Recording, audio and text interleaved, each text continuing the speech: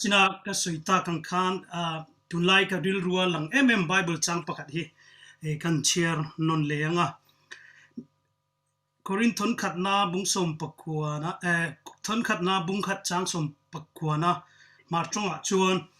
mi varvarna chu sukbo mang kata remri na chu pe thlang kati ti ania kan khovel tunlai kan khovel kan en chuanin khovel changkang ram changkang kan ti piang hi heminat na tang hianin kan buai ta a I pathian thu hi adik ani ti hi karil ru hian a hrenon thar lea uk rama te kan ena kan rama te hian mitam takin thina lo tok ma se ke ni big takin uk Zofate chu pathian ven himna kan donga mi tam takin thina an to lain ke mani chu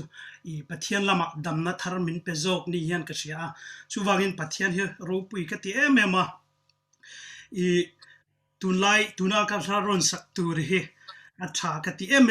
pathian mishing na hian angai tu chuak zo lo wache ka chandam tu thuru hi pathian in ke mania enge thil tumane ti hi kanin sia thi apoimo emema mishing bo in senga ka la te hi pathian min mangai na le pathian in hemi tlarau min pek nun na hi hemi nun na hian o kanun na lalpa chu fakro tia pathian hi choi moya kan nung chang kan engkima kan ni tin thing nuna yan pathian choi moya pathian in min mangai emawanga choi moi tur kan ni pathian in ama keimania athuruk min sia tir theina turin mitam taktana le thina lo sentir tu hi kan tan hian damna thlengse ti hi kadu emawangin chu toitea karon sharing chuni se pathian choi moina hla o khongai tu pathianin kan thin lung chunga hian tharau min pek lom na hi khovel fin in azulove ti la karon sange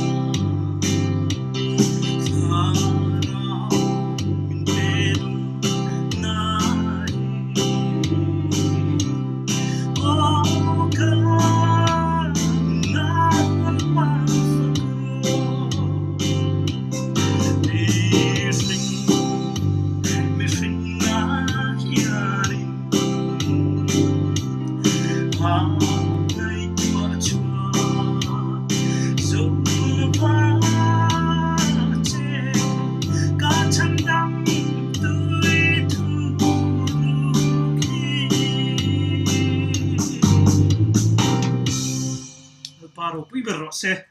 kalome